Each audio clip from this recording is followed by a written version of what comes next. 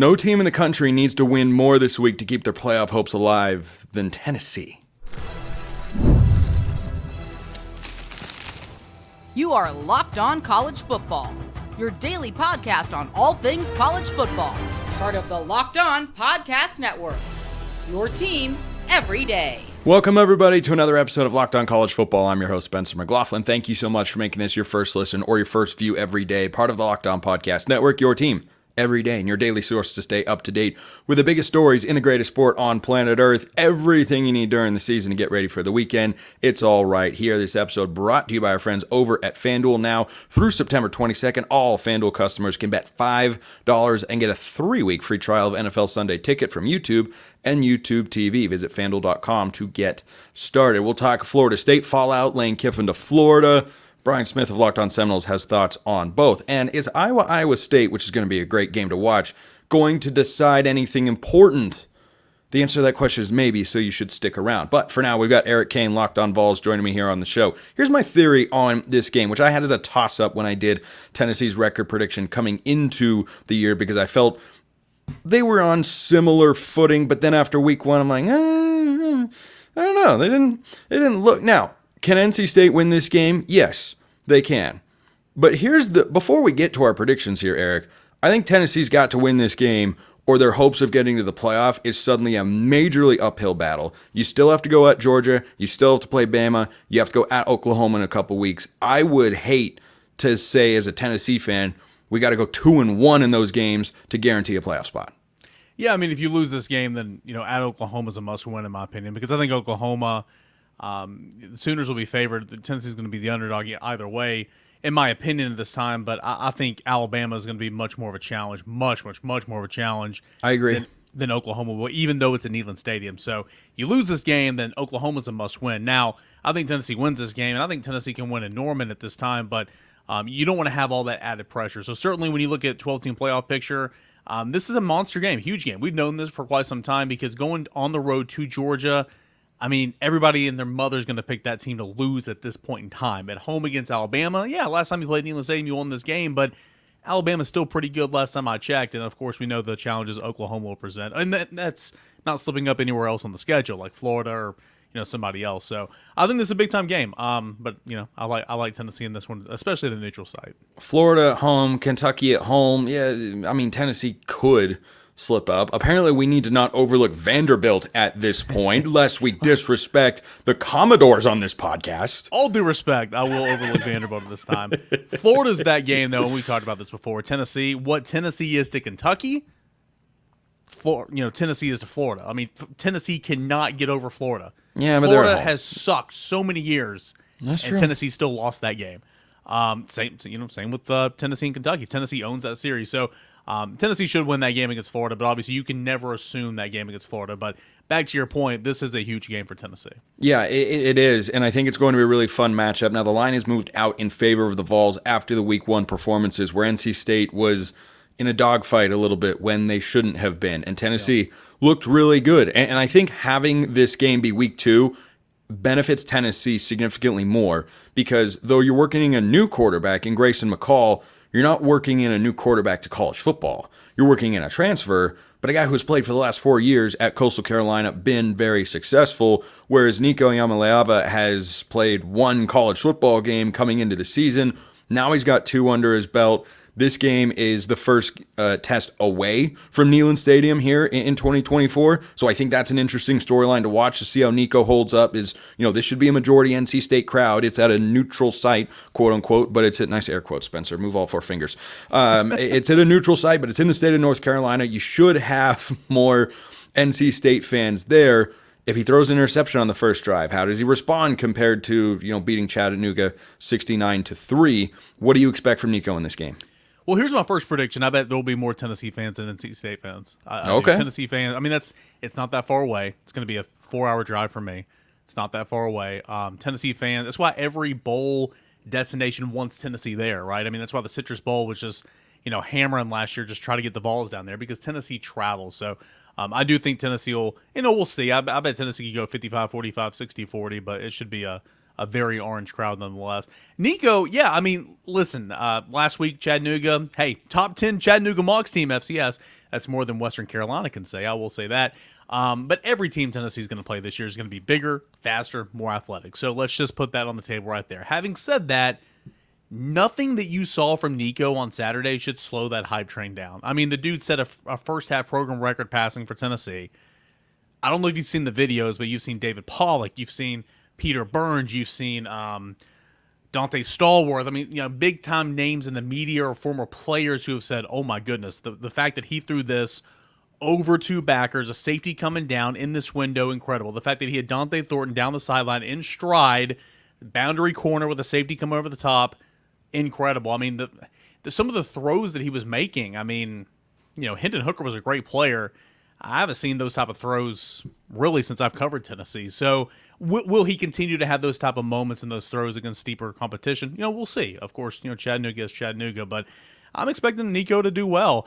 This is his third start for Tennessee, his second at a neutral site, kind of his second bowl start, if you will. There are those air quotes again. See how I did it? Because of course, you're better than me. I need a seminar after this. You were in the Citrus Bowl, and then this one's kind of like a bowl game as well, even though it's week 2. So I think the format and the schedule and all that won't be intimidating for Nico. Nothing like in 2 weeks going to Norman. Of course, that's a huge one. But I'm expecting Nico to go out there and make plays. He'll make a wrong decision. He'll force a throw. He'll have a turnover at some point. Like you said, I'm intrigued to see how he responds to that adversity. But so far, man, everything that we've seen, heard for years, but everything we've seen so far from Nico, nobody jumping off that hype train, and nobody should because the talent is real. Not every high-profile quarterback recruit coming out of high school lives up to the hype and maintains it. And so far, we're 2 games in. It's a small sample size.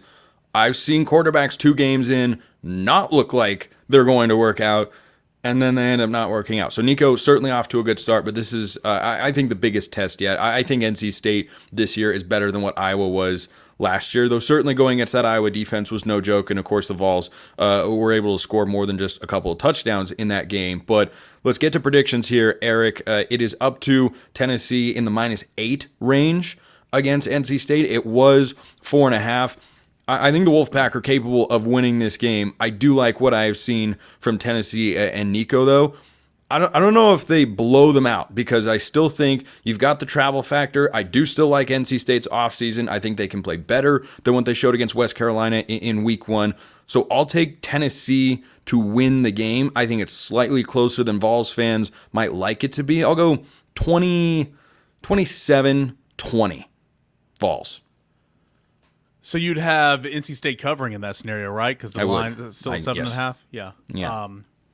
Yeah, I mean, I can see that. I can see Tennessee honestly winning by double digits. And sure, maybe it's 27-20, and Tennessee punches one in there late, and it ends up being 34-20 or whatever. I mean, I could see that as well. But Tennessee's got to control Casey Concepcion, the ACC Rookie of the Year last year. They're going to move him all over the place. He is going to give Tennessee's linebackers and defensive backs headaches on Saturday. I already know it. He's a good player. But the fact that Tennessee goes 13 deep on the defensive line, and if you have James Pierce, I just think that's a factor in this game where they're just going to wear down that offensive line. They're going to wear down quarterback Grayson McCall. Tennessee played 30 men in the first quarter Saturday against Chattanooga. You had NC State that played 19 total defenders all game long against Western Carolina. So Tennessee's built on rotations. That helps later in games. NC State so far is not. I like Tennessee's defense in this game to create some issues. I like Tennessee's offense to be explosive. I like Tennessee to cover that spread. I like Tennessee to win probably about 14 points. So I think it'll definitely be more than 27 points. So I'll give Tennessee probably 42. I'll go NC State 27 right now. Eric Kane, Locked On Vols. Appreciate it, Eric. Hey, as always, man, thanks so much. FSU fallout continues because they continue to fall off the face of the earth. And Lane Kiffin of Florida, just get used to hearing it. People who listen to this show are going to be well aware of that. All of that, we're going down to the state of Florida everywhere you look. That's coming up next. First, let's talk about eBay Motors. Passion, drive, and patience. The formula for winning championships is also what keeps your ride or die alive. eBay Motors, they've got everything you need to maintain your vehicle and level it up to peak performance. Superchargers, roof racks, exhaust kits, LED headlights, and more. Whether you're into speed, power, or style, eBay Motors has you covered. With over 122 million parts for your number one ride or die, you'll always find exactly what you're looking for. And with eBay Guaranteed Fit, your part is guaranteed to fit your ride every time or your money back. Because with eBay Motors, you're burning rubber, not cash. With all the parts you need at the prices you want, it's easy to make your car the MVP and bring home huge wins like every college football team is trying to get this weekend. Keep your ride or die alive at ebaymotors.com. Eligible items only. Exclusions apply. eBay Guaranteed Fit, only available to U.S. customers. What is it like to be in Tallahassee right now? Let's ask Brian Smith, Locked On Seminoles, joining us here on the show. What is the mood surrounding the program at 0-2 right now? Dumpster fire. That's pretty much where I'm at. I just got done with a live show on Locked On Seminoles, and no matter how bad I threw out a stat or any comment I had, I didn't have one person push back on a comment tonight.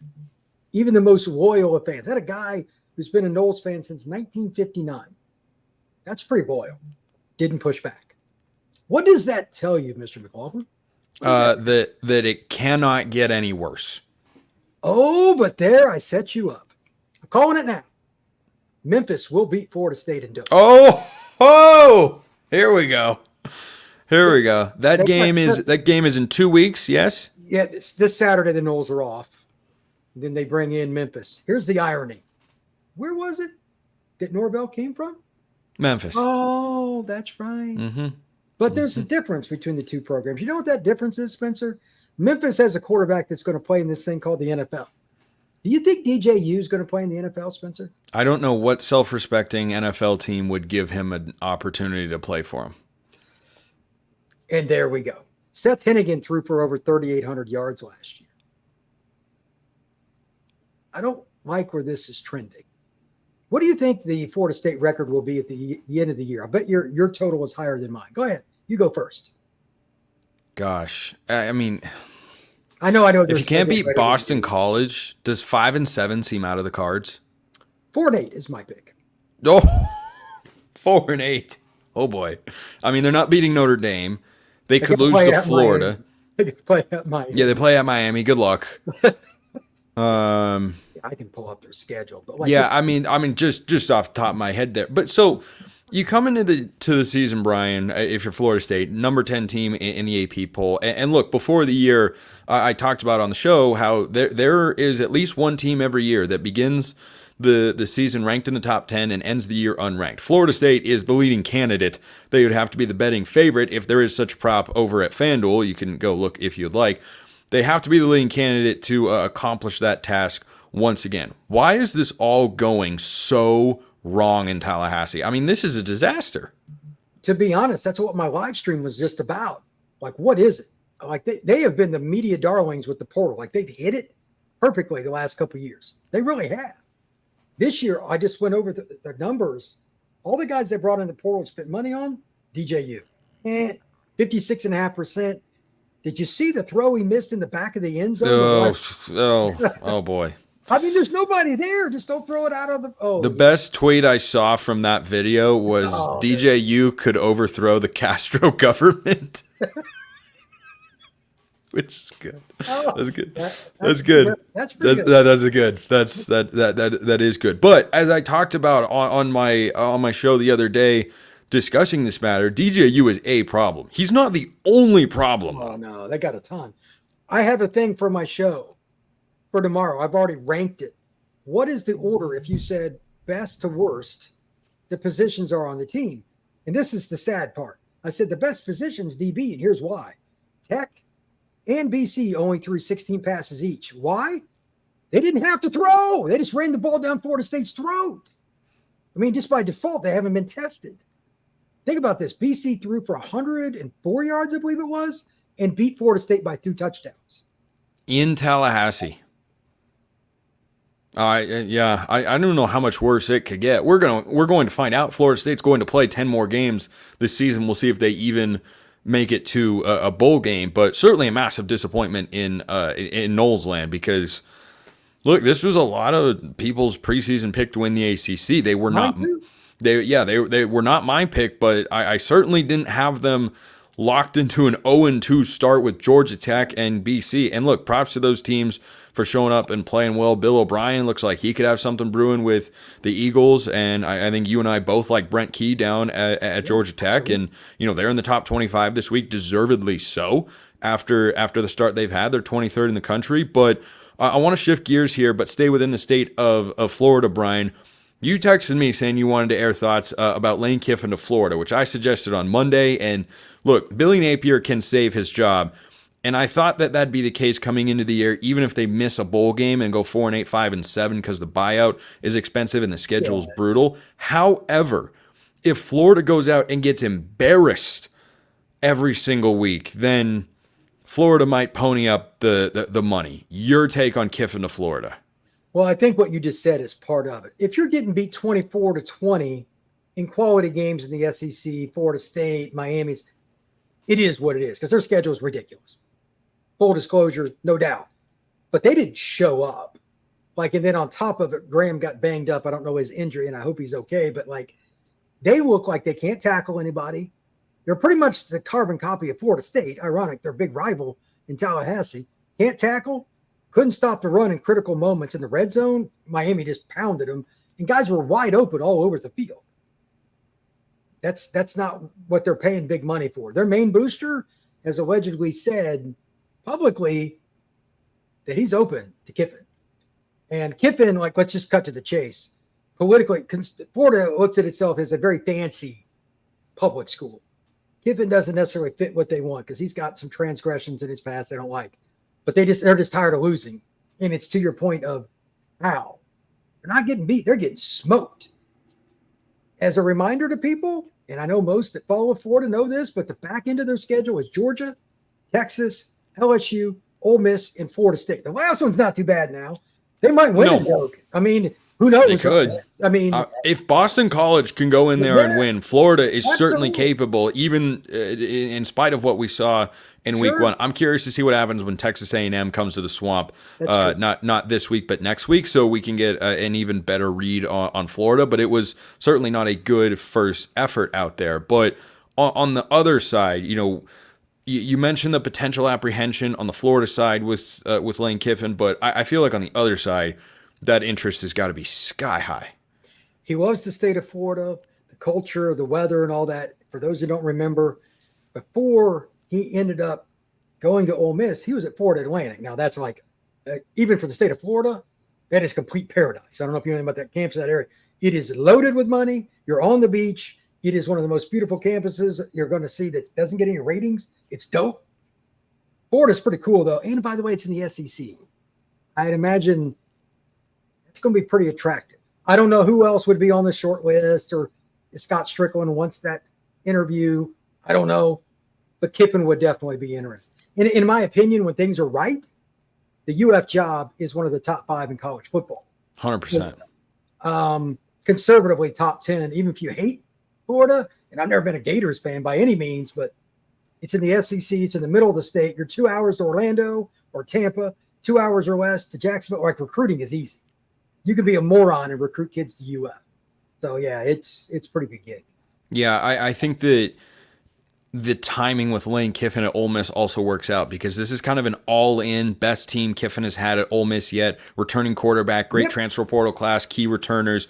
They've got everything, and then you're going to lose that after this year. I think he could see that as a natural stepping off point. I mean, right now, even if you talk about Ole Miss in 2025, they're a prime regression candidate from whatever they end up being this season. So he might look at that and say, I'd rather go to a program where the ceiling might be just a touch higher. And certainly, I think he has to at least make a short list. If Scott Strickland does not put him on a short list at the very least, I think that is gross incompetence from an athletic director standpoint, because Kiffin's just had so much success at Ole Miss. He's done something that has never been done in Oxford before. Back-to-back 10-win seasons. They've never seen that until Lane Kiffin. So I think that move would make a lot of sense. Brian Smith, Locked On Seminoles, also our recruiting insider here at the network. Brian, appreciate it as always.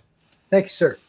Big rivalry game this weekend. Iowa, Iowa State, Big 10, Big 12. It's going to decide something, right? That's coming up next.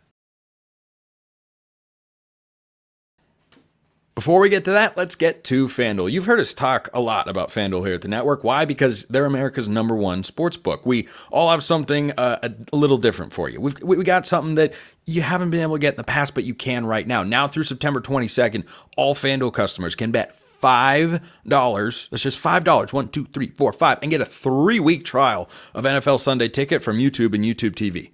How good is that? Then with a YouTube TV base plan, you'll be able to watch every regular season Sunday afternoon out-of-market game. All you need is a Google account and a current form of payment, and you can cancel any time. Plus, everything you want for college football, it's all over there. Point spreads, conference championship odds. I mean, they're moving all the time. At the very least, it's just a fun thing to look at because there's a ton of information. You get insights as to how the weekend might or should play out. Visit FanDuel.com to download America's #1 sportsbook. FanDuel.com, that's the place to go to get America's #1 sportsbook. FanDuel, official sportsbook sponsor here at the Locked On Network.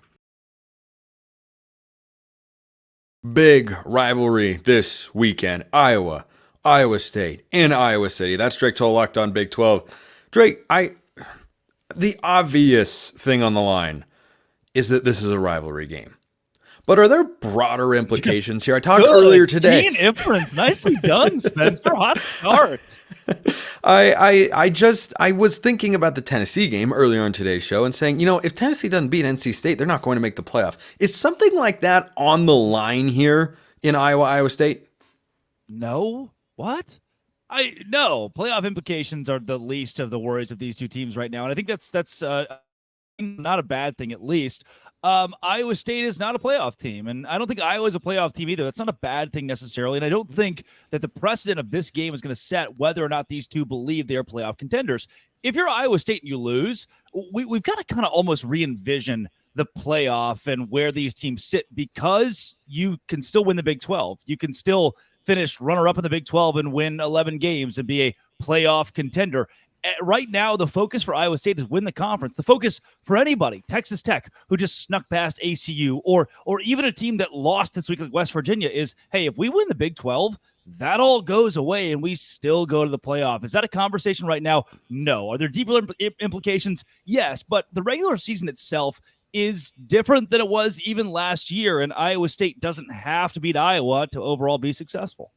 I think for Iowa in this game, it'll be an actual test of their offense. They were Dr. Jekyll, Mr. Hyde in week 1 against a team who, if I said who it was, 99.99999% of my audience could not identify what city it's actually a part of. And guess what? I can't either. So 6-0 at the half. You think, oh, it's Fargo, maybe, right?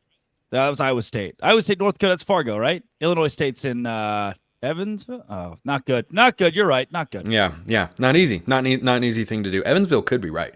Could very well be right. It might be wrong. I really don't know. The point is that when Iowa had only 6 points at the half, you thought, oh boy, here we go. Tim Lester didn't make a difference. It's the same old Iowa team. And then in the second half, they put up 34. And you're like, well, hey, I kind of recognize that version of Cade McNamara from his time at Michigan, leading them to Big Ten championships and college football playoff appearances. That's interesting. What do you make of the Hawkeyes' week 1 performance where they stunk in the first half and they were objectively great in the second half, the way you would hope they look against an opponent of that caliber? Yeah, honestly, Spencer, being the host of Locked On Big 12, I wouldn't have watched this game, but FanDuel exists, and I liked the Iowa team over this week. It was like 33, because I thought, hey, change offensive coordinator. The emphasis is there. You're going to have to score points, and they did score points in the second half. Cade McNamara looked like a quarterback. I don't need him to be like better than competent. He was a quarterback, and to have a running back like Caleb Johnson to score 2 touchdowns, I thought, hey, what if Iowa actually is okay on offense now? And if that's the case, we know the defense is going to be good. The problem to me is for Iowa this week, the Iowa State offense is really, really solid with Rocco Beck, the Busama, and we saw what Jalen Noel was able to do last week in the wide receiver game. They have a top 3 wide receiver room in the Big 12, which feels rare for Iowa State. We don't usually talk about their wide receiver game. They got probably a top 5, 6 tight end in the conference too, and in the Big 12 at least. When it comes to facing Iowa, defense on defense, and after what Iowa State gave you holding North Dakota to 3 last week, we might see a good old-fashioned 13-7 ball game. And I still think Iowa State has the better offense than Iowa, and in a 13-7 game, you have a better chance of scoring 13 than the Hawkeyes do. I get the sense that Vegas wants to like Iowa State more in this game, but the Hawkeyes are at home and they are a tough team to beat in front of their home crowd because, well, it's a very rowdy and rambunctious environment. So when I look at this matchup, Drake, I think the most interesting component is how does that Iowa State offense fare against the Iowa defense? Certainly there are other individual matchups you could look at or, big unit matchups to compare, but if Iowa State's offense is able to get going, I still don't know that I trust Iowa. In spite of the second half last week against the Middle Tennessee Technical Institute or whoever they were playing, I don't know if I'm fully in the camp of I trust Iowa's offense. This is real now.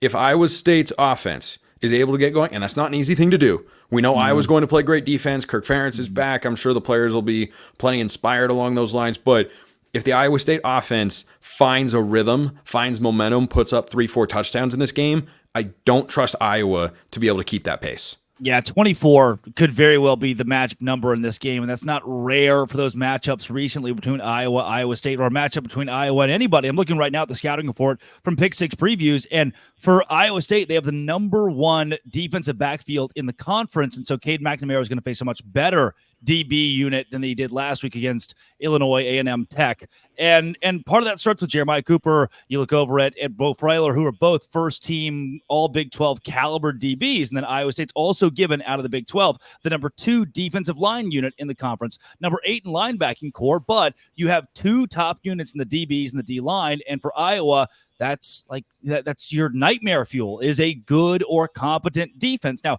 the offense for Iowa State, per Pick Six Previews, 7th in QB play with Rocco Becht, 12th the running back Abu Sama, 7th wide receiver and tight end. I have them higher rated in my own book as a couple of guys. They have 2 different all Big 12 honorable mention at least caliber wide receivers. That bodes well for what Iowa State brings you offensively. The question is then, against an Iowa defense that's so good, can you put up that 24 points? Can you put up 21 points? You already know your defense for Iowa State's solid, and you know that Iowa's offense still has question marks. One 40-point game doesn't erase what's been a tough offensive culture over the last couple of years under Kirk Ferentz.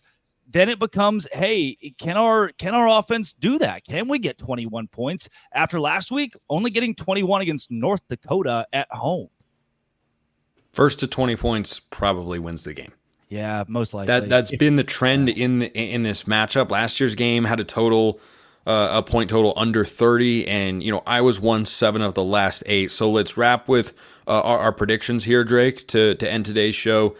I think this is going to be a really, really entertaining football game. One of the reasons I bring it up on today's show is it's a great matchup. I think it could just be a slugfest. Safety after fundamental football, 0 penalties as it was intended. Yeah, I mean, it could very well play out that way. Regardless, it's a rivalry. We don't get a lot of those early in the season in college football. We'll have a couple of next week out west, but I'm going Iowa in this game. This matchup has been favoring the Hawkeyes at home. I know they're a slight favorite because Iowa State has got a little bit more offensive firepower. I trust the Iowa defense to play well in front of that home crowd. I think the Iowa offense can do barely enough. Heck, the defense might even mess around and score. So I'll go Iowa 17, Iowa State 13. Yeah, I think you probably hit the nail on the head with the under here. I don't believe this game goes over. I don't know if I love that prediction now. Yeah, it's not going to be a fun one to watch. 28% chance for Iowa State to win per ESPN, and look, they've got a better chance of winning than 28%. Also, the reason I don't love the prediction that I just gave, and I'm thinking about going back on it, is I don't know if that many points are going to get scored. Yeah, well, and in a game like this, to me, truly 1 touchdown is the difference. You could score 1 touchdown and win the game. 3 field goals, 1 touchdown, and congrats. You're walking out of there with a win. And I'm sure this rivalry has a trophy that I wish I knew the name of. My favorite part of this in Kinnick Stadium, tickets, lowest price, $140. So people are going to be there. The Iowa crowd is going to be there. The atmosphere is going to be good because both of these teams feel as though they'll be conference contenders at the end of the year. And both of them should be based on their returning guys. If I got to go objective here, I'm the host of Locked On Big 12. I lose nothing by picking Iowa State. I still think Iowa has the slight edge in this one, and that's because the defense, the Hawkeyes, until they bend or break, I'm going to struggle to pick against them at home. I think Iowa probably takes this one in that 17-13, 17-14 range. And Iowa State's got a chance at the end, but the Iowa defense is just that good. I'm going to need Rocco Beck to grow up real fast, real quick, and become an elite quarterback. And I need Abu Sama to do more than 36 yards, which is what he did against North Dakota in a game where they scored 21. If Iowa State goes into Hawkeye Stadium and wins this football game and looks really good doing it, let me tell you, Big 12 title contender. Josh Pate's dreams could come true. That is Can I give Drake you Toll. super quick? Yes, Sorry, you can. Sorry. No, it's okay. We have time. If they win that game, they follow that up with Arkansas State, Houston, Baylor at home. Iowa State starts 5-0. And ranked in the top 25. Yeah, top 20 team, top 25 team there, and legitimate chance to make noise in the Big 12. I think more on the line for Iowa State than Iowa in this particular game relative to my season expectations for him. Now, that has been Drake Toll, Locked On Big 12. Appreciate it as always. Thanks. You're very, very welcome. Appreciate everyone listening. I will see you next time, and until then, hope you have a wonderful rest of your day.